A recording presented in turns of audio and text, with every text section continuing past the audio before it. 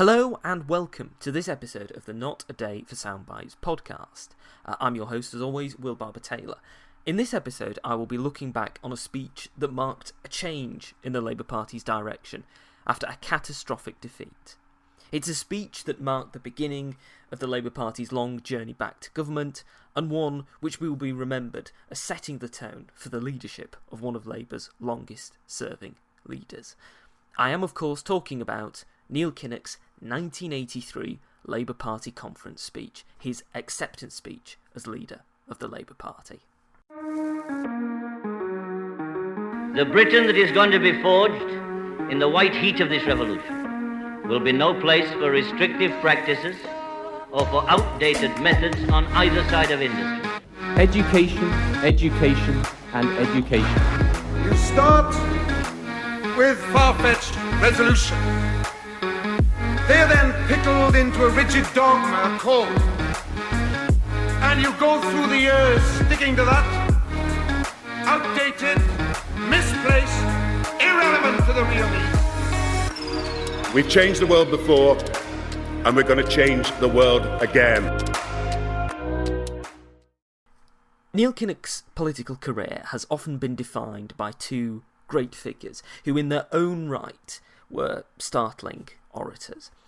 These two people are, of course, Nye Bevan and Margaret Thatcher, the former an inspiration, the latter an opponent. For both of them, speeches were crucial, important to the presentation of their politics, but in different ways. For Bevan, his speeches were, like with Kinnock, as much a product of his background as any other part of him. There is, perhaps stereotypically, an association with the people of Wales with passion and emotion, particularly in their oratory. Dylan Thomas and Richard Burton are both prime examples of that great tradition of the brooding Welshman, although neither spent all of their time brooding. But what's important to recognise is that with both of them, at the core of both of them, they were captivated and in love with the land that they grew up in the same way that Kinnock and Bevan were. And that's something that comes across very much in both the speeches of Kinnock and Bevan. The same, though, cannot be said, perhaps, of the grocer's daughter.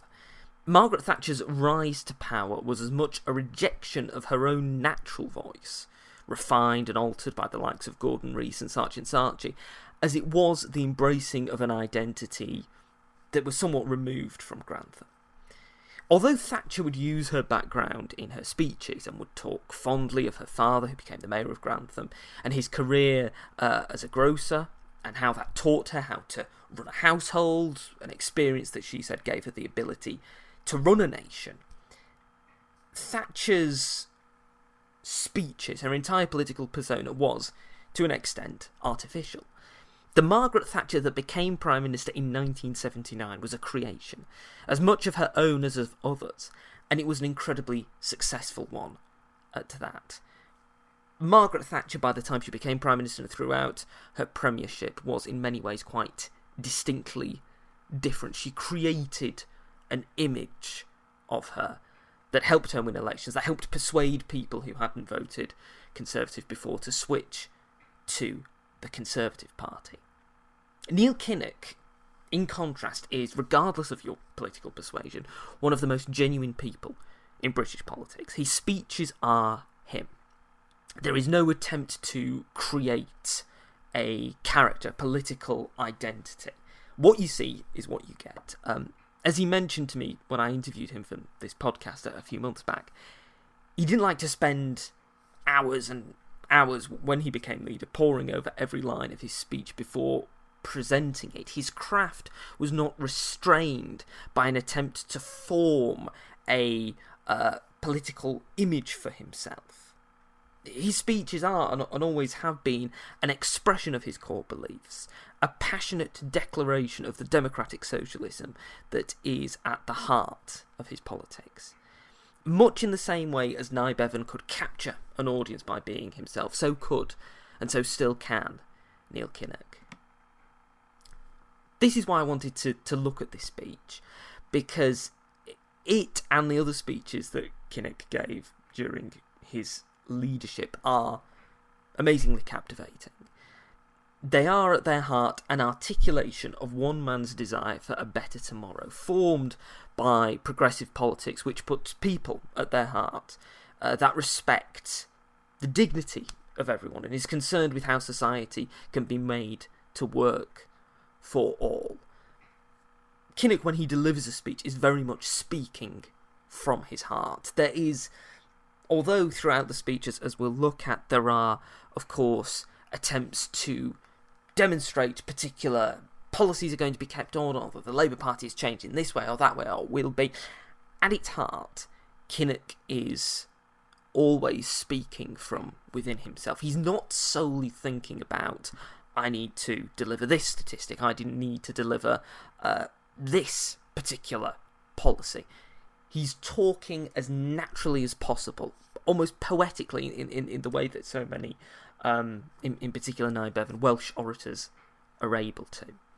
As President Kennedy once said, if more politicians knew poetry and more poets knew politics, I'm convinced the world would be a little better place in which to live. Whilst Neil Kinnock's speeches aren't exactly poetry, they are as close as you can get. The 1983 Labour Party leadership election occurred in the wake of one of the most disastrous defeats for the Labour Party.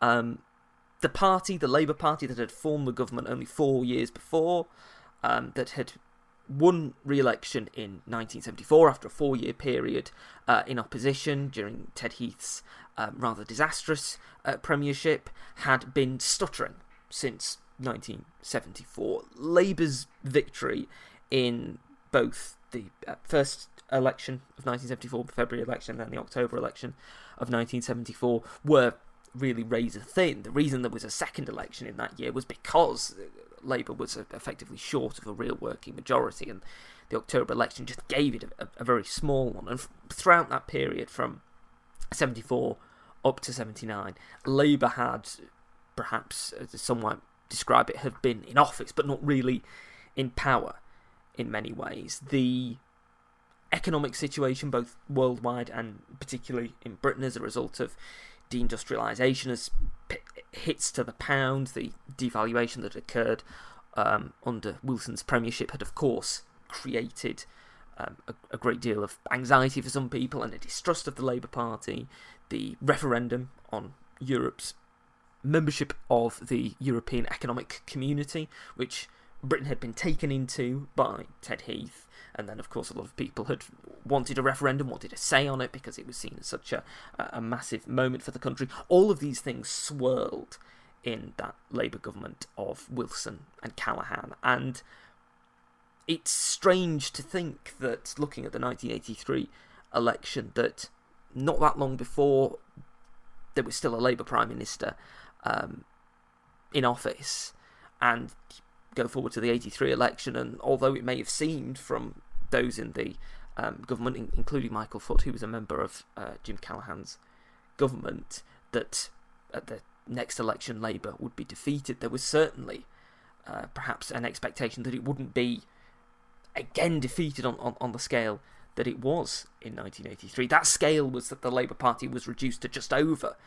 200 seats. Margaret Thatcher's Conservative Party won nearly 400 seats, a massive difference, a real landslide for her at the time, in an election that was important in the Labour Party, not just because it marked that moment of transition from Michael Foot's leadership to Neil Kinnock's, and the beginning of the process of modernising the Labour Party, the process of what would eventually create the New Labour project, but also because of the members of Parliament that were elected at that general election, first elected at that general election, who would have a significant impact on the history of the Labour Party. Tony Blair, Gordon Brown, and Jeremy Corbyn, of course, were all elected at the 83 election. So 83 is a real changing point for Labour, and the election that followed, Michael Foot's resignation as the leader of the Labour Party, was broadly fought between Kinnock and Roy Hattersley. Hattersley also stood for the deputy leadership of the party, winning the deputy leadership, whilst Kinnock won the leadership with 71% of the vote.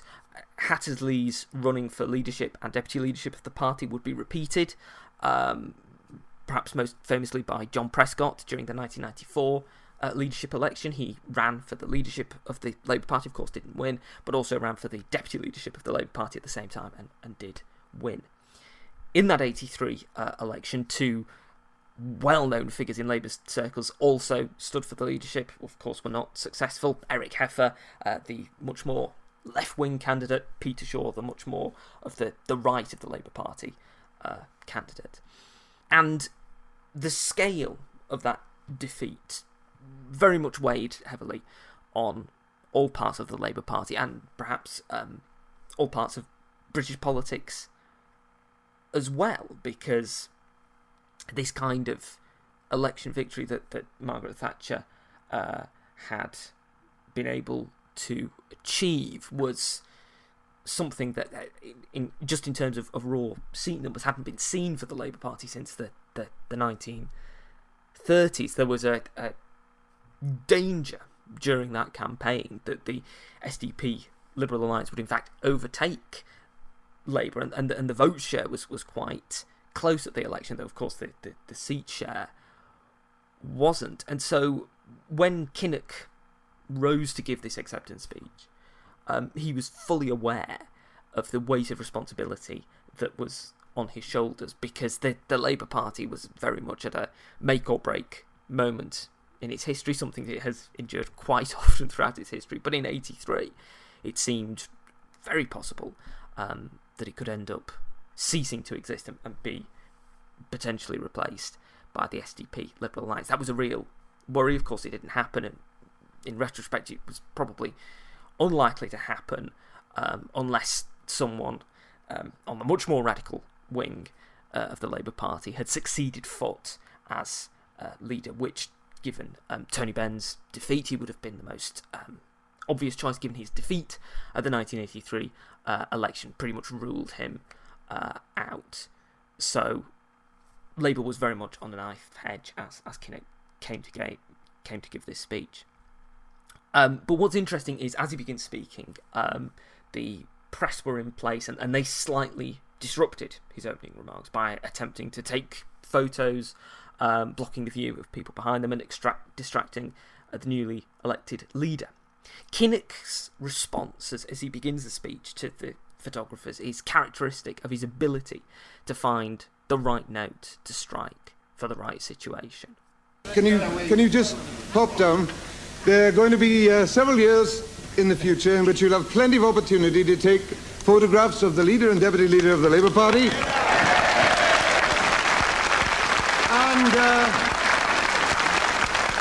And more years in which you can take photographs of the Labour Prime Minister and his deputy. Kinnock's use of humour is appropriate for the situation, and his dexterity of language gets him an early cheer for the suggestion that he and Hattersley will soon be in government.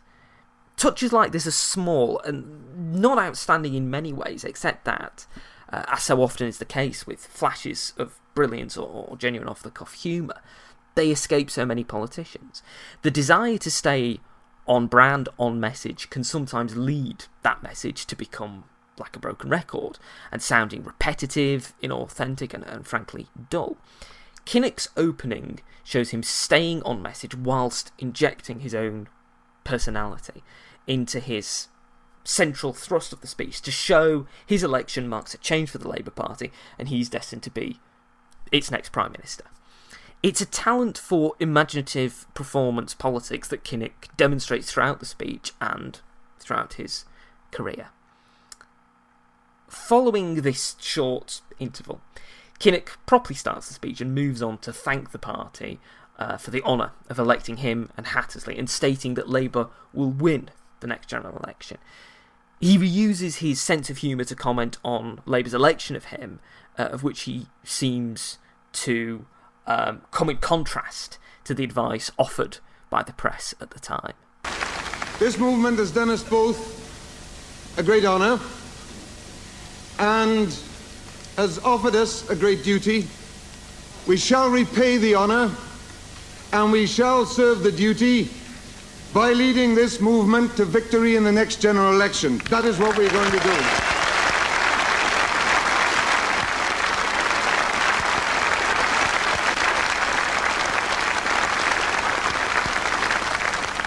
I would like, for reasons that I think everyone will understand, to congratulate the Labour movement for its special audacity in electing me when all of our earnest and generous friends and councillors in the press, with the greatest desire to help the Labour Party as usual, were counselling strongly against it. All I can say is that in the teeth of some of the advice, someone down here must like me too. Thank you very much. Kinnock's willingness to present himself as a more natural and relaxed figure in comparison to Michael Foot helped him to establish a clear and easy-to-see distinction between the two men. It's also interesting, given Kinnock's own difficulties with the press later on, to notice jibes against them in his first speech.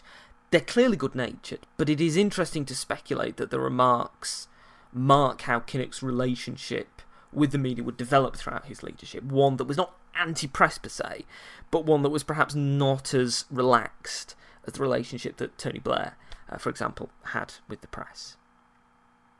Moving on from thanking the Labour Party to setting out what he sees as the purpose of the Labour Party, Kinnock is very strong in this section, in this clip that's coming up, on the need to defeat the Conservatives, to defeat Thatcherism. From this day on, right through the next victory, because that is the Labour movement. One great campaign team, campaigning with each other, for each other, but most of all, for the emancipation of the British people, the release of the yoke of Thatcherism, the reintroduction of prosperity into our country, to produce our way to prosperity, to get rid of the menace, the dangers, the vast costs of nuclear disarmament in our time.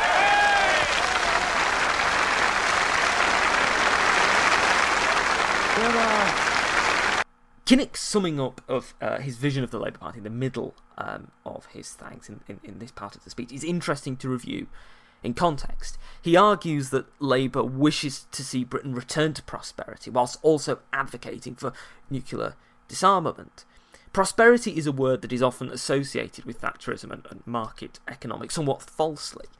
Kinnock here links a need for prosperity with the still economic mess of early Thatcher's Britain. In 1983, Thatcherism was judged as not nearly as successful as it would be later on. Indeed, it can be argued that Thatcherism, at least from the point of view of many of her supporters, didn't really exist until after the 83 election, given that the 1979 to 83 Thatcher government is often associated with continuing increases in unemployment, civil unrest, and it was far from successful. And it's a government that many Conservatives don't like to talk about. The outstanding moment of that government, of course, is seen as the Falklands War, but in terms of domestic policy, Conservatives tend to not talk about the early Thatcher years as much. The praise for her very much comes post-83 onwards. But what's interesting from Kinnock's point of view is his clear, continual commitment to nuclear disarmament, and it elicits cheers from the attendees of the speech, as you would imagine. But for many voters, it was an albatross around his neck. The Conservatives would point to it during the 1987 campaign. There was a well-known graphic that was used, a poster used during that campaign, of an iceberg representing Labour policy that, it might look all right on the tip, but if you go further along the iceberg, you will see nuclear disarmament, you see all these things that are awful, and that's why you should vote Conservative. But the way that Kinnock had to deal with the policy was one that he couldn't, in his opening speech, he couldn't say, right, we're abandoning nuclear disarmament. It would be in his 1987 manifesto.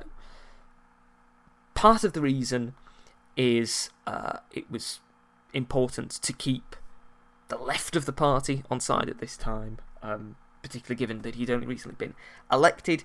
Part of it is also that there is perhaps a residual sympathy from Kinnock himself to the position, and it's not always easy to chuck out what was seen then as a very important commitment, a negative commitment for many of the members of the public, but a very positive one for members of the Labour Party. Not easy to just junk a policy like that, particularly early on. Kinnock then moves on to thank Foot for his service as leader of the Labour Party. Much more to say about that on other occasions, but now I want to take this opportunity when we are all gathered together, and I suspect there may be one or two comrades looking into their televisions as well, to say that we thank Michael Foot for his special strengths of decency and courage in the face of the unmitigated adversity of the last 3 years. And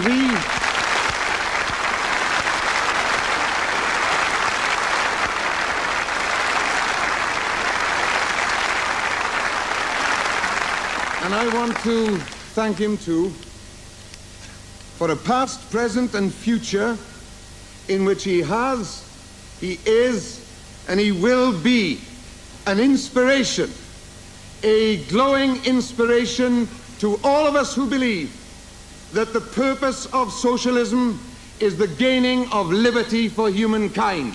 We owe that to Michael Foot to advance that cause. What is fascinating about this is that Kinnock is expressing his genuine feeling of admiration for Foot, and in a political climate when, to those outside the Labour Party, Foot was viewed as an off-putting figure. This, of course, shows the loyalty Kinnock had to those whom he had close relationships with.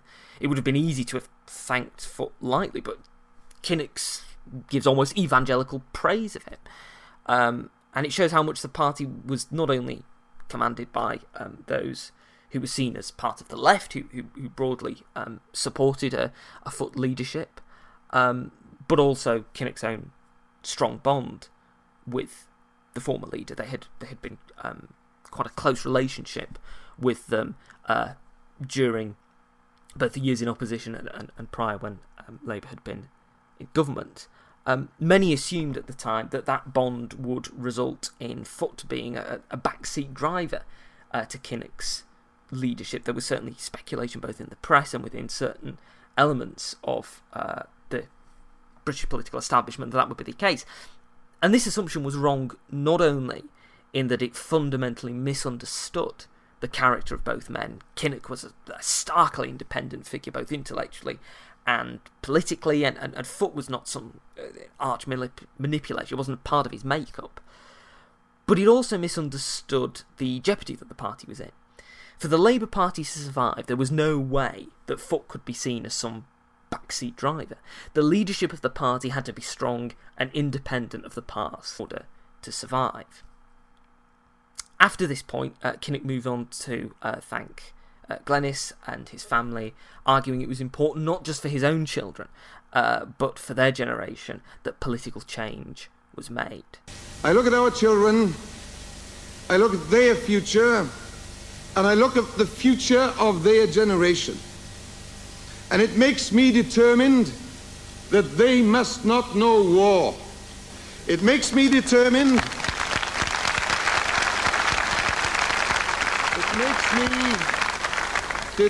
that they shall not live in a world of want.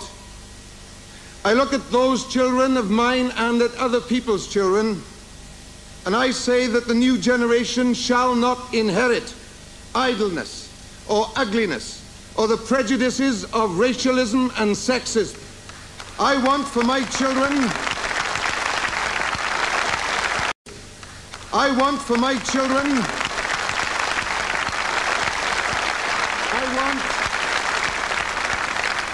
those freedoms for my children, and I know that I cannot offer them to my children unless we are about the business of securing them for all children of all people, those same freedoms. Kinnock's lyrical and moving articulation of his core beliefs in extending equality not just in Britain but across the world serves two clear purposes. to indicate to the party that Labour's core values have not changed under the change of leadership, and that Kinnock is wanting to implement socialism, implement these ideas in government, that he's wanting to get into government and use the power of the British state, not just to change Britain, but also the world, in essence. And he carries on with this next clip, which has a similar thematic resonance with the preceding one we've just heard. There is only hope if there is hope together for all peoples. Our function, our mission, our objective as socialists is to see that we gain the power to achieve that. And there is no other way to achieve it but by socialism, by the deliberate organization of all of the resources of humankind, by all of the talents of humankind. That is the definition of socialism. Productive, systematic, liberating socialism. Socialism that does not count its greatness in the number of warheads that it has got. Socialism that is determined to see that our country produces its way out of slump. Socialism that will take real pride and enjoy real patriotism when the sick and the old and the young and the poor have their just share of the wealth of this massively prosperous country. The repetition of what Kinnock believes to be true socialism, socialism that takes pride in patriotism, born of looking after individuals and not warheads, very much encapsulates what some might refer to as the soft left. Though there is essentially nothing particularly soft about what Kinnock is saying, and many would contend that his argument against nuclear warheads is a position firmly of the far left. Yet this speech is as much a resonance to the party faithful, to those who supported Michael Foot, as it is an articulation of Kinnock's own values. Kinnock's political belief is most striking in how it rejects the idea that socialism and patriotism cannot be one and the same, that there is some inherent distinction between the two, a belief that was held by both Conservatives and some of those on the left of the Labour Party in equal amounts of vigour. This is not in of itself that different, ironically, from Foot's own beliefs. The image of Michael Foot as a windswept left-winger with a donkey jacket was far too deeply embedded in the public imagination that it should have been, and it neglected, in terms of the way the public viewed him, Foot's own love of English history, his pride in Britain, and although the Falklands War is often cited as being partly responsible for why Foot and Labour lost so heavily, it would be mistaken to think that he stood against it. Indeed, Foot passionately advocated for the British military to defend the liberty and rights of the inhabitants of the Falkland Islands in the House of Commons during the war. This patriotic socialist ideal of spending money on helping the poor and redistributing wealth throughout the land is core to the speech and core to Kinnock's own beliefs, and it's also, at its heart, part of a much longer tradition of socialism and patriotism in Britain that is intertwined.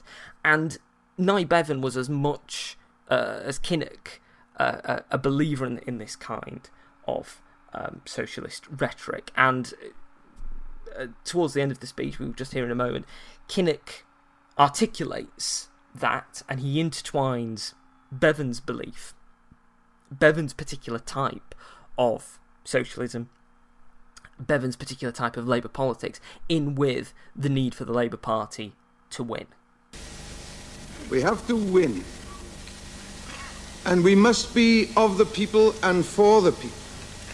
If we want guidance in how to win, we look no further than the man that you would expect me to quote on this day of all days, Aneurin Bevan, my fellow countryman, my fellow townsman, my inspiration.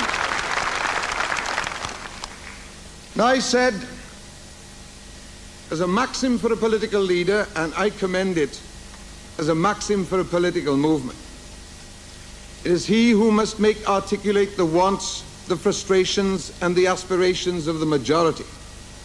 Their hearts must be moved by his word, and so his words must be attuned to their realities. If he speaks in the old false categories, they listen and at first nod their heads, for they hear a familiar echo from the past. But if he persists, they begin to appreciate that he is no longer with them. He must speak with the authentic accents of those who elected him. That means that he should share their values, that he is in touch with their realities. That is not just my maxim, or Roy's maxim, or the maxim of any member of a shadow cabinet or a national executive committee, or a trade union leader or a member of parliament. It is the maxim of the whole of this movement. We have to commend the common sense of socialism, the realism of socialism, for that is how we get the maxim for socialism, the most rational, reasonable, emancipating creed ever put onto the agenda of humankind, for the advancement of humankind. That is how we win. And if anyone wants to know the reasons why we must conduct ourselves in this fashion, just remember, all times in all temptations, how you, each and every single one of you sitting in this hall, each and every Labour worker watching this conference, each and every Labour voter, yes, and some other ones as well, remember how you felt on that dreadful morning of June the 10th. Just remember how you felt then and think to yourselves, June the 9th, 1983, never, ever again will we experience that. A relatively long section to share, but I think it's important in understanding not only why Kinnock was an appealing figure for Labour voters then, and in the context of the time in which he was speaking. He's advocating that Labour needs to spread socialism, that socialism is at the core of how Labour can win, and yet he reminds those watching of how Labour was so thoroughly defeated and how it has to represent the working people of Britain. It is key to Kinnock's message that in the wake of that defeat, Labour had yet to be a representative party. But unlike his successors, he doesn't have the internal party leeway yet to explicitly rule out this or that policy. Kinnock is subtly trying to suggest, well, we need to have socialism, we need to win, and we need to have that socialism in a representative way, that we must be seen to represent the ideals and aspirations of the British people, without saying, well, the previous manifesto didn't really do that a great deal, did it? Kinnock's oratory, therefore, is on fine show here. He's using a great deal of emotive language to dance around the truth, as I just said, that the Labour Party's policies in 1983 hurt it. And that in order for the Labour Party to govern again, it has to move away from those policies. The final section of the speech deals with the thing that all politicians crave: internal party unity. Show that we understand it. Show that we mean it. Show that we know, taught by the hardest school of events, that unity is the price of victory. Not unity 4 weeks before the next general election. Not unity 4 weeks before the assembly elections. Not unity before the local elections next year. But unity here and now and from henceforth. Not a cosmetic disguise, but living, working unity of people, of a movement, of a party, of a belief, of a conviction, who want to win. Who want to win in order to save our country, in order to win, yes, in order to save our world. That is the fact. We can enjoy fraternity between socialists, and we must enjoy fidelity to socialism. If we put both, press both, explain both, teach both, listen about both, attune ourselves to the realities of the people who we must impress, as Bevan recommends, It isn't just that we can win. We will win. What's wonderful about this ending section of the speech is how implicit everything is. On the surface, Kinnock is calling for unity, that only through unity can Labour win.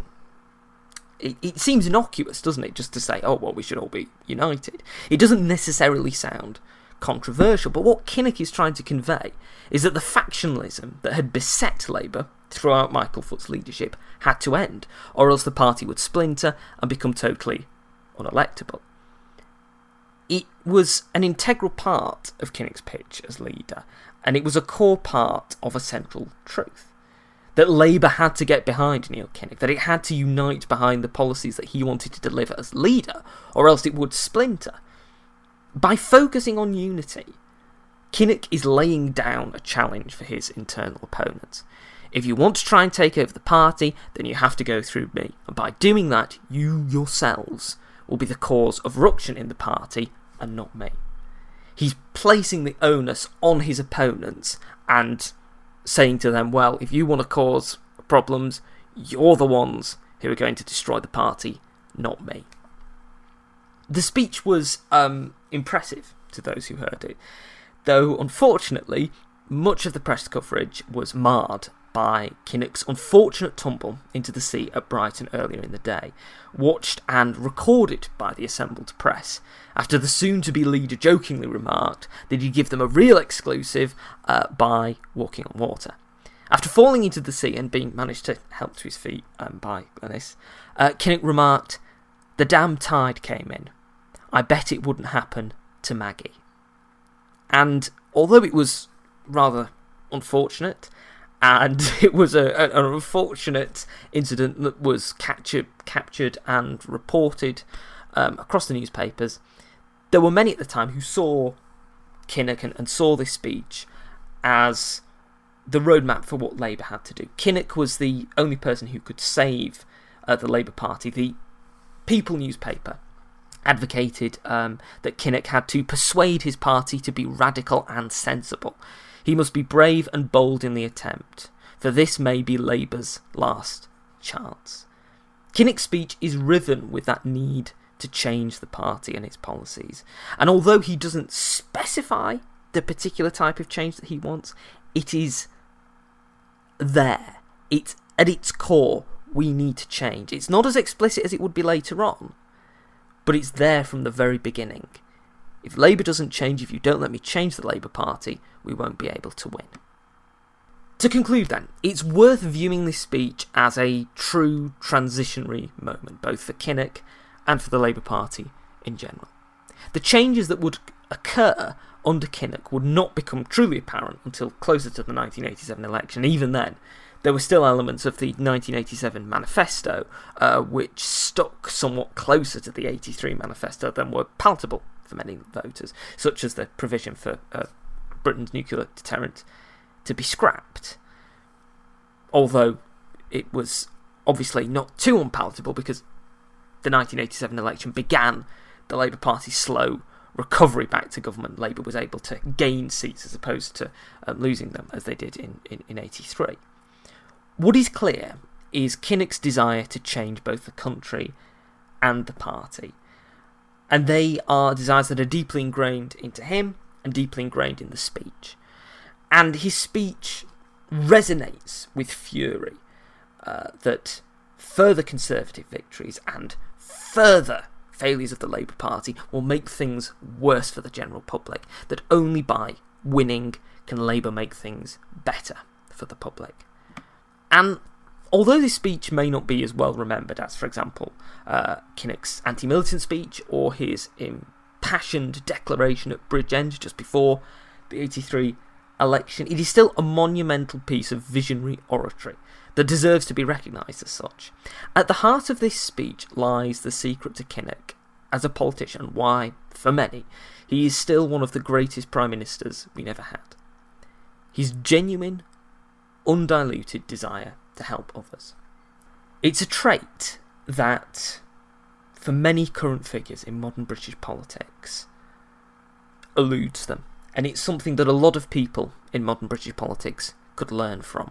that need to just express that desire, that willingness to serve, that wanting to help others.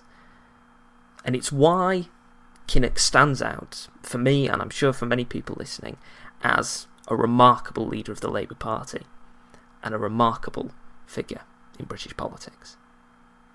I hope you've enjoyed this episode of the podcast. Please be sure to check out the podcast Twitter account at NotADayPodcast. That's at NotADayPodcast. To be sure that you'll stay up to date with when episodes of the podcast are released. I hope you will share this episode with whoever possible that you can share it with. Thank you once again for listening, and I hope you listen to the next podcast.